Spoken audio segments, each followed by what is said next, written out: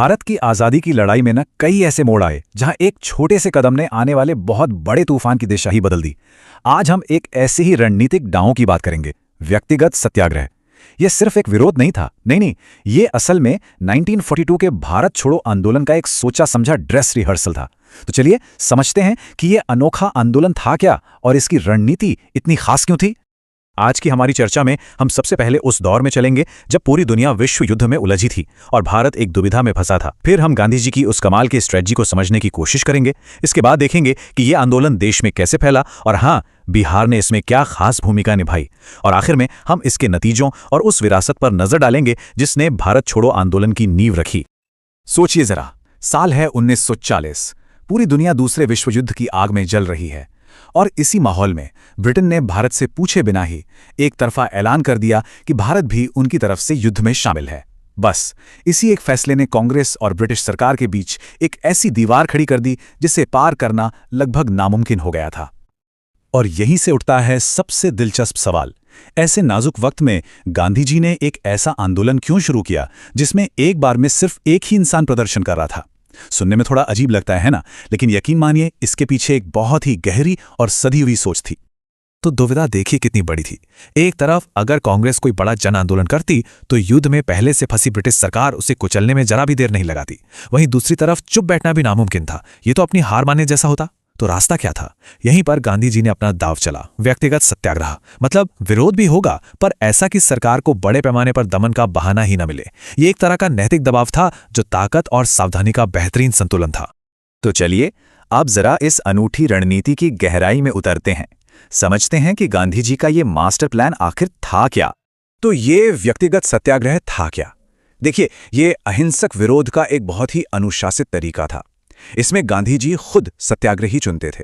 वो सत्याग्रही एक पब्लिक जगह पर जाकर युद्ध के खिलाफ भाषण देता था और फिर अपनी गिरफ्तारी का इंतजार करता था। हाँ, मकसद हंगामा करना नहीं बल्कि गिरफ्तारी देना था। ये अपने आप में विरोध का सबसे बड़ा प्रतीक था, एक तरह का नैतिक हमला। इस रणनीति के पीछे एक नहीं बल्कि कई बड़े मकसद थे। पहला, पूरी दुनिया को यह साफ साफ बताना कि भारत इस युद्ध में अपनी मर्जी से शामिल नहीं है। दूसरा, बोलने की आज़ादी यानी फ्रीडम ऑफ स्पीच के अधिकार पर जोर देना। तीसरा, जैसा कि हमने बात की, एक बड़े आंदोलन से बचना जिसे सरकार आसानी से कुचल सकती थी। और चौथा, जो शायद सबसे जरूरी था, यह दिखाना कि कांग्रेस की अहिंसा उसकी कमजोरी नहीं बल्कि उसकी सोची समझी ताकत है। तो ठीक है, प्लान तो बन गया। अब देखते हैं कि ये जमीन पर कैसे उतरा और इसके पहले हीरो कौन बने। तारीख थी 17 अक्टूबर 1940 और पहले सत्याग्रही के तौर पर गांधी जी ने जिसे चुना वो अपने आप में एक संदेश था, विनोबा भावे। भावे को चुनकर गांधी जी ने यह दिखाया कि यह लड़ाई सत्ता की नहीं बल्कि नैतिक मूल्यों की है। और इसके फौरन बाद दूसरे सत्याग्रही कौन बने? जवाहरलाल नेहरू। एक बड़ा राजनीतिक संदेश था जिसने आंदोलन को राष्ट्रीय और अंतर्राष्ट्रीय पहचान दी। एक आध्यात्मिक शुरुआत और एक राजनीतिक विस्तार, यही तो थी इस रणनीति की खूबसूरती। बहुत जल्दी इस आंदोलन को एक और नाम मिल गया जो काफी मशहूर हुआ, दिल्ली चलो आंदोलन। अब इसका मतलब ये नहीं था कि सब सच में पैदल दिल्ली पहुंचने वाले थे, नहीं। इसका मकसद था कि हर सत्याग्रही अपने अपने इलाके से दिल्ली की तरफ एक वैचारिक मार्च शुरू करेगा और रास्ते भर युद्ध के खिलाफ संदेश फैलाएगा। इस एक नारे ने पूरे देश के सत्याग्रहियों को एक कॉमन गोल दे दिया था। चलिए अब रुख करते हैं बिहार का और देखते हैं कि ये राज्य कैसे इस आंदोलन का एक बड़ा गढ़ बनकर उभरा। खासकर जो लोग बीपीएससी की तैयारी कर रहे हैं उनके लिए यह सेक्शन बहुत जरूरी है, तो ध्यान से सुनिएगा।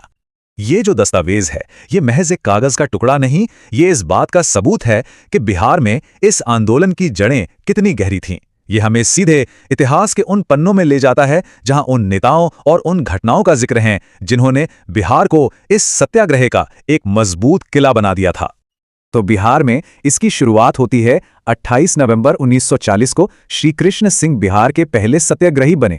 और सोचिए, पटना में अनुग्रह नारायण सिंह को तो भाषण देने से पहले ही गिरफ्तार कर लिया गया। इससे पता चलता है कि सरकार कितनी घबराई हुई थी। और ये आग सिर्फ पटना तक ही नहीं रुकी, गया में गौरी शंकर सिंह और सिवान में शालिग्राम सिंह जैसे नेताओं ने भी कमान संभाली। ये नाम और ये जगह परीक्षाओं के लिहाज से बहुत अहम है। लेकिन एक मिनट, ये कहानी सिर्फ पुरुष नेताओं की नहीं है।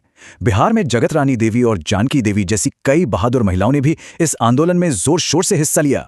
उनकी भागीदारी ने न सिर्फ आम लोगों को जोड़ा बल्कि ये भी साबित कर दिया कि आजादी की ये लड़ाई अब घर घर की लड़ाई बन चुकी थी जिसमें हर कोई शामिल था। अच्छा, ये सब तो हो गया, पर अब सबसे बड़ा सवाल कि आखिर इसका नतीजा क्या निकला। चलिए इसके फौरी असर से आगे बढ़कर इसकी असली विरासत को समझते हैं कि कैसे इसने भारत छोड़ो आंदोलन के लिए स्टेज तैयार किया। नाम में भले ही व्यक्तिगत था, पर इसका असर बहुत बड़ा था। जरा इस आंकड़े पर गौर कीजिए। मई 1941 तक 25,000 से ज्यादा सत्याग्रहियों को सजा हो चुकी थी। ये आंकड़ा खुद बताता है कि ये एक एक करके शुरू हुई लहर कैसे एक समंदर में बदल गई थी। तो इसकी असली कामयाबी को हम 3 पॉइंट्स में समझ सकते हैं। पहला, इसने लोगों का मनोबल बनाए रखा। जब लग रहा था कि सब कुछ शांत पड़ गया है, इस आंदोलन ने राष्ट्रवाद की आग को बुझने नहीं दिया। दूसरा, यह हजारों कार्यकर्ताओं के लिए एक ट्रेनिंग ग्राउंड बन गया। और तीसरा और सबसे बड़ा योगदान, इसने 1942 के भारत छोड़ो आंदोलन के लिए जमीन तैयार की। इसी आंदोलन से निकले नेता और कार्यकर्ता उस बड़े आंदोलन की रीढ़ की हड्डी बने। तो आखिर में हम उसी सवाल पर लौटते हैं, क्या व्यक्तिगत सत्याग्रह एक फेलियर था या फिर आजादी के फाइनल एक्ट के लिए सबसे जरूरी ड्रेस रिहर्सल? सारे सबूतों को देखें तो जवाब बिल्कुल साफ है। इसकी असली कीमत इसकी फौरी कामयाबी में नहीं थी, बल्कि उस नींव में थी जो इसने भारत के आखिरी और सबसे बड़े स्वतंत्रता संग्राम के लिए रखी। ये एक शांत मगर बहुत गहरा रणनीतिक कदम था, जिसकी गूंज पूरे देश ने 1942 में सुनी।